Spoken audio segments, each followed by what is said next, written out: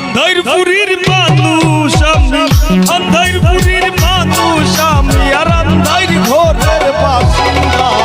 ও আল্লাহ, ও আল্লাহ,